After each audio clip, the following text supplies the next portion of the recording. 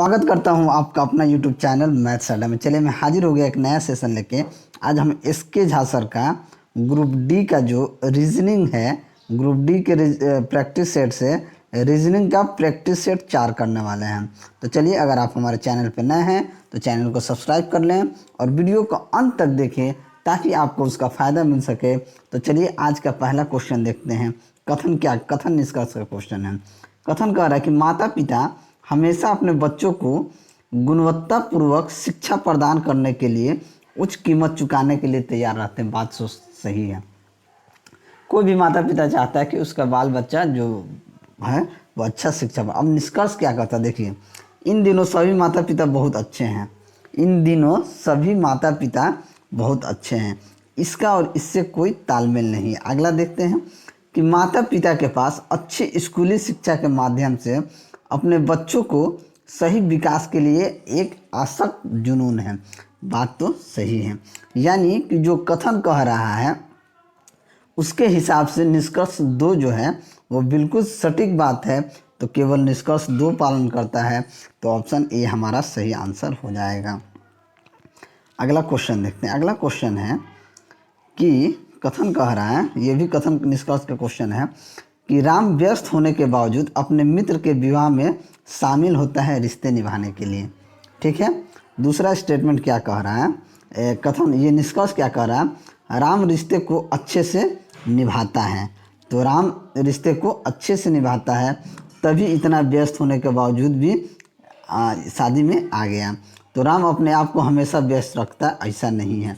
तो केवल निष्कर्ष एक ही सही करता है, तो केवल निष्कर्ष एक अनुसरण करेगा, तो ऑप्शन बी आपका सही आंसर हो जाएगा। नेक्स्ट देखते हैं, एक लीप वर्ष में कितने विषम दिन होते हैं। तो लीप वर्ष कितने दिन का होता है, 365 दिन का नॉर्मल ईयर होता है, और लीप वर्ष होता है 366 दिन का। तो जब 366 को हम 7 से भाग देंगे तो क्या हो जाएगा, 7 5 35 और 7 दूनी 14, यानी कितना शेष दिन रहेगा, 52 सप्ताह और 2 दिन। तो कितना दिन होगा, तो 2 दिन। तो ऑप्शन बी हमारा सही आंसर हो जाएगा। अगला क्वेश्चन देखते हैं कि जब घड़ी में शाम के 5:49 का समय हो रहा है तो घंटे और मिनट के सुई के बीच बने छोटे कोण का मान क्या होगा। तो इसे कैसे निकालते हैं, 11m/2 - 30 आवर करके निकालते हैं।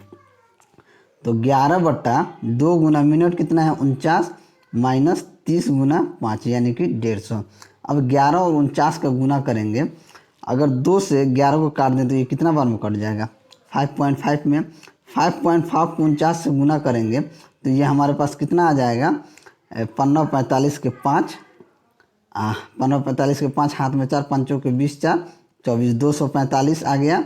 उसके बाद 245 ये आ गया। फिर जब 5 से गुना करेंगे तो ये आ जाएगा 5 4 2 बटे 5 4 5 9 4 2 6 1 दशमलव देखिए, यानी 269.5 माइनस 150। तो इसमें से करेंगे तो ये आ जाएगा 119.5। तो ऑप्शन डी आपका सही आंसर हो जाएगा। चलिए आगे बढ़ते हैं, अगला क्वेश्चन देखते हैं। जब थोड़ा सा इसको नीचे कर लेते हैं, जब इसे बिंदुवार रेखा पर मोड़ दिया जाता है तो कौन सा पैटर्न पारदर्शी शीट के समान होगा। तो कौन होगा, तो आप देखिए, जब इसको हम मोड़ेंगे, ये जहाँ कटा हुआ है उसको वहाँ मोड़ देंगे तो हमारे पास क्या देखने को मिलेगा, देखने को मिलेगा कि ये वाला पोर्शन किधर आ जाएगा, इधर आ जाएगा। तो ये इस तरह का एक शेप दिखेगा। तो इस तरह का शेप किस में दिख रहा है, तो ऑप्शन सी में दिख रहा है। तो कौन सा सही हो जाएगा, तो ऑप्शन बी हमारा सही आंसर हो जाएगा। चलिए आगे बढ़ते हैं। अगला क्वेश्चन है कि प्रश्न छवि नीचे दी गई उत्तर छवियों में किसी एक में सन्निहित है। निम्न छवि, यानी इस छवि को देख के आपको आंसर देना है कौन सा इसमें निहित है। तो देखिए, ये वाला जो चीज़ है, ये जो चीज़ है किस में निहित है। ठीक है। तो डायग्राम देखिएगा तो एक ही में दिख रहा है कि सबसे ज़्यादा चीज़ यहाँ अंदर वाला में एक इस तरीके का दिया हुआ है। ठीक है। तो ऑप्शन सी हमारा सही आंसर हो जाएगा। आकृति सी सही होगा। तो ऑप्शन बी हमारा सही आंसर हो जाएगा। चलिए आगे बढ़ते हैं। इसमें पूछा है निम्नलिखित आकृति में कितने वर्ग मौजूद हैं। तो देखिए वर्ग के लिए अगर इस तरह का रहता है तो 1 2 3 4 और ये टोटल कितना होता है 5 होता है। तो इसमें कितना मौजूद है ये देखते हैं। 1 2 3 4 5 6 7 8 ये दिख रहा है, ठीक है। उसके बाद देखिए यहाँ पे 9 दिख रहा है, यहाँ 10 दिख रहा है, ये पूरा 11 12 13 ये पूरा क्या दिख रहा है पूरा 14, ठीक है 14 हो गया। अब हम देखेंगे कि एक ये दिख रहा है ये टोटल 15 और ये टोटल दिख रहा है 16 और एक ये दिख रहा है कितना हो गया 17। तो ऑप्शन सी आपका सही आंसर हो जाएगा। चलिए आगे बढ़ते हैं। अगला क्वेश्चन दिया है कि प्रश्न आकृति का जल में बनने वाली सही प्रतिबिंब बताइए। तो जल में ये कौन बनेगा। तो ये देखिए जब जल में जाएगा, मान लीजिए नीचे यहाँ जल होगा तो ये वाला जो ऊपर वाला चीज़ है वो नीचे आ जाएगा। तो ये तो गलत हो गया, यानी वाइट नीचे आना चाहिए। तो जो ये डायरेक्शन है ये इधर उठा हुआ रहेगा, तो इसमें उठा नहीं है, उठा है इसमें। लेकिन ये जो डायग्राम देखिए एक अजीब सा यहाँ पे बनाया गया है यहाँ पे, तो ये भी नहीं होगा। तो ऑप्शन ए आपका सही आंसर हो जाएगा। चलिए अगला देखते हैं। अनुपस्थित शब्द का चयन करें, यानी जो अनुपस्थित है उसका चयन करना है। लायन का संबंध किससे है प्राइड, यानी शेरों के झुंड से है, ठीक है। तो वल्फ का संबंध किससे होगा। तो वल्फ मतलब भेड़ होता है, भेड़िया होता है। तो भेड़ का संबंध भेड़ियों के झुंड से होगा। तो भेड़ियों के झुंड को क्या कहा जाता है पैक कहा जाता है। तो ऑप्शन ए आपका सही आंसर हो जाएगा। चलिए अगला क्वेश्चन। डैश के स्थान पर क्या आएगा। तो देखिए यहाँ 3 है, यहाँ 243 है, तो यहाँ 5 है, तो यहाँ क्या आ जाएगा 3 बराबर 243 है। इसका मतलब है 3 का पावर 5 क्या होता है 243 होता है। तो 5 के पावर 5 क्या हो जाएगा 5 के पावर 5 3125 हो जाएगा। तो ऑप्शन सी आपका सही आंसर हो जाएगा। चलिए आगे बढ़ते हैं। यदि किसी कूट भाषा में ट्री को USFF लिखा जाता है तो उसी कूट भाषा में मैंगो के क्या लिखा जाएगा। यहाँ देखिए टी से यू हो रहा है यानी +1 हो रहा है, यहाँ आर से एस हो रहा है यानी कि +1 हो रहा है, यहाँ ई से एफ हो रहा है यानी कि +1 हो रहा है, यहाँ भी ई से एफ हो रहा है यानी कि +1 हो रहा है। तो एम से +1 करेंगे तो क्या होगा एन होगा, ए से +1 करेंगे तो क्या होगा बी होगा, एन से +1 करेंगे तो क्या होगा ओ होगा, जी से करेंगे तो एच होगा और ओ से करेंगे तो पी होगा। तो NBOHP जिसमें होगा वही हमारा आंसर हो जाएगा। तो ऑप्शन ए हमारा सही आंसर हो जाएगा। चलिए आगे बढ़ते हैं। किसी कूट भाषा में 329 का अर्थ यू आर बैड, 419 का बैड इज़ गुड, 195 का अर्थ नथिंग इज़ बैड, तो डैश गुड दर्शाता है, यानी गुड को कौन दर्शाएगा। देखिए सबसे पहले यू आर बैड अब बैड, इन दोनों में बैड है। तो हम देख रहे हैं यहाँ भी नो है यहाँ भी नो है, इसका मतलब है कि बैड का अर्थ क्या हो गया बैड यानी कि नो, ठीक है। अब देखिए गुड, यहाँ भी गुड है यहाँ गुड है और नथिंग इज़ बैड को 195 कहा जाता है। इसका मतलब है कि यहाँ पे इज़ को इज़ यहाँ अवेलेबल है और इज़ यहाँ भी अवेलेबल है। तो इन दोनों में क्या अवेलेबल है, ठीक है। तो यहाँ देखिए यहाँ 419 है 195 है, यानी कि इज़ के लिए यहाँ पे क्या है 1 है। जब इज़ के लिए 1 है तो बैड गुड के लिए क्या अर्थ हो जाएगा।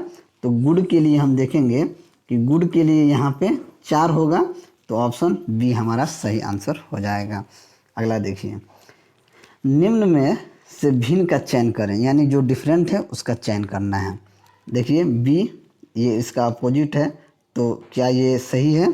तो देखते हैं कि भिन्न ये सही है। मैन इसका उल्टा है, जस्ट जैसे प्रतिबिंब होता है वैसा है, तो ये भी सही है। SAT ये बिल्कुल गलत है क्योंकि एस ऊपर जैसा है नीचे है। तो ऑप्शन बी भिन्न है, तो ऑप्शन बी हमारा सही आंसर हो जाएगा। नेक्स्ट देखते हैं कि अरुण पूर्व की ओर 10 मीटर चलता है। ये डायरेक्शन का क्वेश्चन है, ठीक है। डायरेक्शन का क्वेश्चन कैसे करते हैं, सबसे पहले ड्रॉ करते हैं नॉर्थ साउथ ईस्ट वेस्ट। ऊपर क्या होता है उत्तर, नीचे दक्षिण, दाहिने पूरब और बाएं पश्चिम, ठीक है।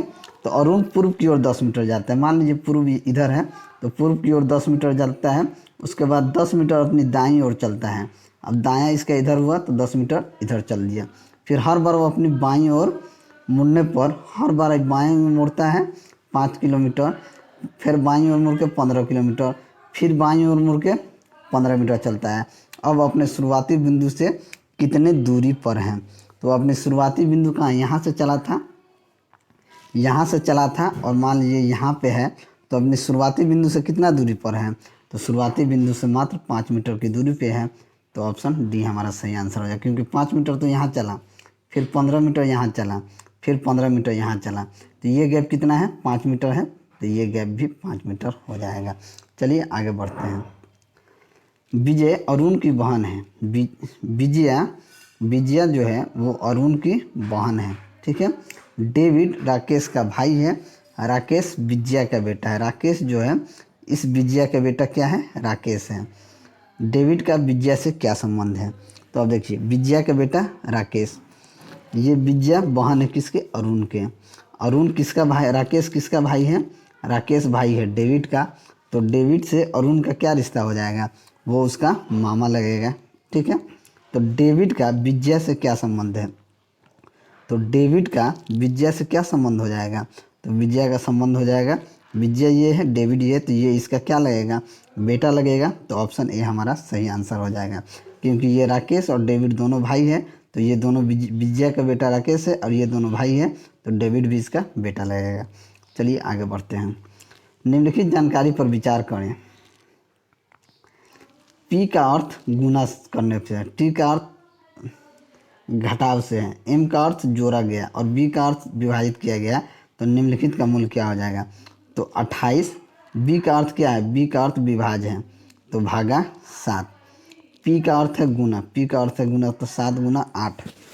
और टी का अर्थ है माइनस, तो माइनस, और एम का अर्थ क्या है, टी -6, और एम का अर्थ है जोड़, तो 6 + 4। अब देखिए बस इसी को हमको सॉल्व कर देना है। 7 चौक 28, 8 चौके 32, 32 में से 6 जाएगा, कितना हो जाएगा, 32 और 4 36 - 6, यानी कि 30 आपका सही आंसर हो जाएगा। तो ऑप्शन ए हमारा सही आंसर हो जाएगा। चलिए आगे बढ़ते हैं। कौन सा वेन आरेख निम्न के बीच संबंध को ठीक तरह से व्यक्त करता है, अंग्रेजी, चीनी, फ्रेंच। ये तीनों क्या हो जाएगा, अंग्रेजी अलग हो गया, चीनी अलग हो गया, फ्रेंच अलग हो गया, तो ऑप्शन ए हमारा सही आंसर हो जाएगा। चलिए आगे बढ़ते हैं। अगला क्वेश्चन है कि निर्देश 88 से 90 तक आकृति का अध्ययन करें और निम्नलिखित सवाल का जवाब दें। आयत सॉफ्टवेयर कर्मचारी को दर्शाता है, त्रिकोण ग्रामीण लोगों को दर्शाता है, वृत्त पोस्ट ग्रेजुएट को दर्शाता है, वर्ग पीओ को दर्शाता है, ठीक है। तो हमसे पूछा क्या गया है, चलिए देखते हैं। सही कथन चुनें। कुछ पीओ सॉफ्टवेयर कर्मचारी हैं, कुछ पीओ सॉफ्टवेयर कर्मचारी हैं, कोई भी पीओ ग्रामीण नहीं है, सभी ग्रेजुएट ग्रामीण है, सभी पोस्ट ग्रेजुएट। तो देखिए हमको क्या देखना होगा कि ये जो आकृति के हिसाब से जो दिए गया है कि आयत क्या है, सॉफ्टवेयर कर्मचारी को, यानी इस आयत में जितने भी होंगे वो सारे सॉफ्टवेयर में आ जाएंगे, और त्रिकोणमिति में जितने भी होंगे वो सारे लोग ग्रामीण लोग को आ जाएंगे, और वृत्त के अंदर जितने लोग होंगे वो सारे पोस्ट ग्रेजुएट आ जाएंगे। और वर्ग, अब यहाँ पे जो वर्ग देख रहे हैं, इस वर्ग में क्या आ जाएंगे, पीओ को दर्शाता है। कर कुछ पीओ सॉफ्टवेयर कर्मचारी हैं, पहला स्टेटमेंट। तो देखिए कुछ पीओ, देखिए कुछ जो वर्ग है उसमें आकृति है, तो कुछ पीओ क्या है, सॉफ्टवेयर कर्मचारी हैं, बिल्कुल सही है। कोई भी पीओ ग्रामीण नहीं है, यानी जितने भी स्क्वायर वर्ग में हैं, क्या वो पीओ, जितने भी पीओ हैं क्या वो ग्रामीण नहीं है, त्रिकोण में नहीं है, ग्रामीण नहीं है, वो भी ग्रामीण हैं। तो ये क्या हो गया, गलत हो गया। अगला स्टेटमेंट देखते हैं। सभी पोस्ट ग्रेजुएट ग्रामीण हैं, तो पोस्ट ग्रेजुएट कौन है, जो वृत्त में है, तो वृत्त में तो वर्ग भी है, तो सभी पोस्ट त्रिकोणमिति में, त्रिकोण में भी है, तो सभी पोस्ट ग्रेजुएट ग्रामीण हैं, तो सभी पोस्ट ग्रेजुएट क्या हैं, ग्रामीण नहीं हैं। सभी पोस्ट ग्रेजुएट क्या दर्शाता है कि सभी पोस्ट ग्रेजुएट ग्रामीण हैं, तो सभी पोस्ट ग्रेजुएट ग्रामीण नहीं हैं लेकिन कुछ हैं, तो ये भी कथन गलत हो जाएगा। सभी पोस्ट ग्रेजुएट सॉफ्टवेयर कर्मचारी हैं, सभी जो पोस्ट ग्रेजुएट हैं, पोस्ट ग्रेजुएट क्या है, ये वृत्त वाले, तो सभी पोस्ट ग्रेजुएट सॉफ्टवेयर कर्मचारी हैं, तो सभी नहीं हैं, सभी थोड़ी हैं, कुछ हैं, तो ये भी गलत हो जाएगा। तो सिर्फ ऑप्शन ए हमारा सही आंसर हो जाएगा कि कुछ पीओ सॉफ्टवेयर कर्मचारी हैं। ठीक है, अगला देखिए, अगला क्वेश्चन है 89 कि निम्नलिखित में से कौन सा कथन सत्य है? सभी सॉफ्टवेयर पीओ हैं, सभी सॉफ्टवेयर पीओ हैं ऐसा नहीं है। कुछ सॉफ्टवेयर कर्मचारी पोस्ट ग्रेजुएट के साथ पीओ हैं, ये तो सही है कि कुछ सॉफ्टवेयर कर्मचारी जो हैं पोस्ट ग्रेजुएट के साथ पीओ भी हैं, और सभी सॉफ्टवेयर कर्मचारी पोस्ट ग्रेजुएट हैं, ये भी गलत है। तो ऑप्शन कौन सही हो जाएगा? सिर्फ ऑप्शन बी हमारा सही आंसर हो जाएगा। चलिए अगला देखते हैं, निम्नलिखित में से कौन सा कथन सत्य है? सभी ग्रामीण लोग पोस्ट ग्रेजुएट हैं। कह रहा है कि सभी ग्रामीण लोग पोस्ट ग्रेजुएट हैं। कुछ पीओ सॉफ्टवेयर कर्मचारी हैं लेकिन ग्रामीण नहीं। सभी सॉफ्टवेयर कर्मचारी पीओ हैं। कुछ ग्रामीण लोग ग्रेजुएट्स नहीं हैं। ठीक है, तो कौन सा कथन सत्य है? तो कुछ ग्रामीण लोग कौन हैं? जो त्रिभुज में हैं। ठीक है, ग्रामीण लोग त्रिभुज को दर्शाता है। वृद्ध पोस्ट ग्रेजुएट को दर्शाता है, वर्ग पीओ को दर्शाता है। तो चलिए इस वाले क्वेश्चन को हम देख लेते हैं। तो ये क्या हो जाएगा? कुछ ग्रामीण लोग पोस्ट ग्रेजुएट नहीं है। पोस्ट ग्रेजुएट देखिए, पोस्ट ग्रेजुएट में क्या है? देखिए पोस्ट ग्रेजुएट वृद्ध को दर्शाता है, तो देखिए ये 10 जो क्या है बाहर है, यानी कि कुछ ग्रामीण जो लोग हैं वो पोस्ट ग्रेजुएट नहीं हैं। तो ऑप्शन डी हमारा सही आंसर हो जाएगा। चलिए अगला देखते हैं कि निम्नलिखित जानकारी को पढ़ें और इस पर आधारित प्रश्न को उत्तर दें। एक कक्षा में एमी, बेला, शेरा, दिया और अम्मा